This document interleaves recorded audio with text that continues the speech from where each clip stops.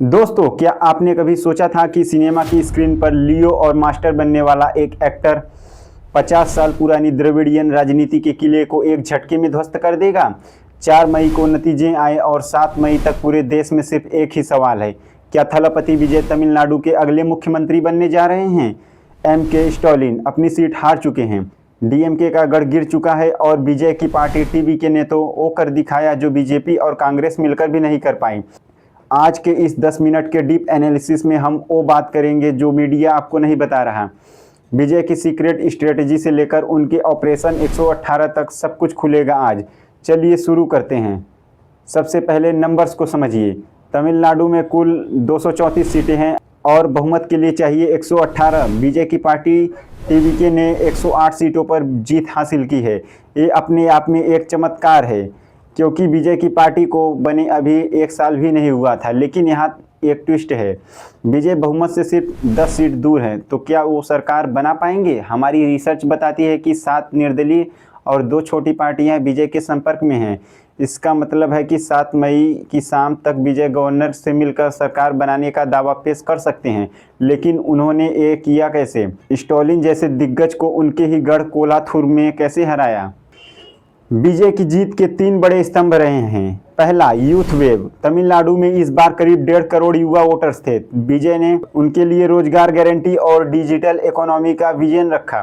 दूसरा, anti incumbency बनाम star power. Stalin सरकार के खिलाफ भ्रष्टाचार के आरोप लग रहे थे और लोगों को एक नया चेहरा चाहिए था। विजय ने खुद को एक सच्चे विकल्प के रूप में पेश किया।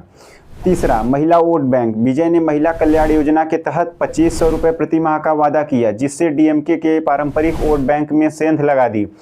लेकिन सबसे हैरान करने वाली बात थी उनकी ग्राउंड लेवल टीम। उन्होंने अपने फैंस को सिर्फ दर्शक नहीं बनाया, बल्कि उन्हें बूथ एजेंट में बदल दिया।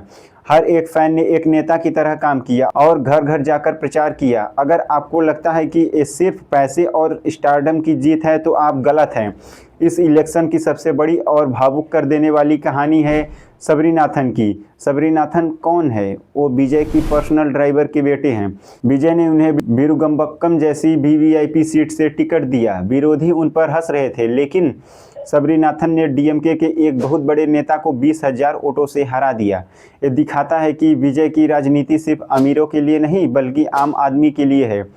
जब एक ड्राइवर का बेटा विधानसभा में बैठेगा, तो वही असली लोकतंत्र है। इस एक फैसले ने पूरे तमिलनाडु में विजय की छवि एक मसीहा की बना दी।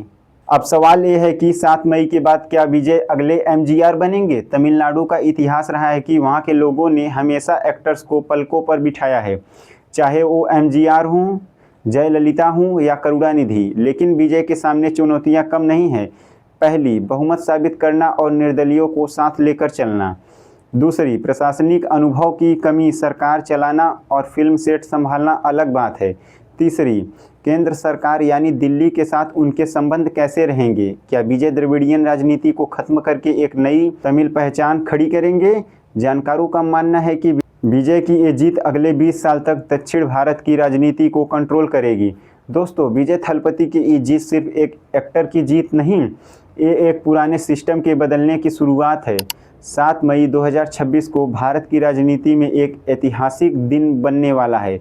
आपको क्या लगता है, क्या विजय एक अच्छे मुख्यमंत्री साबित होंगे? क्या वे अपने वादे पूरे कर पाएंगे? कमेंट में अपनी राय जरूर लिखें। अगर ये डीप एनालिसिस पसंद आया तो वीडियो को लाइक और शेयर करें। ऐसे ही खबरों के लिए हमें सब्सक्राइब करना ना भूलें।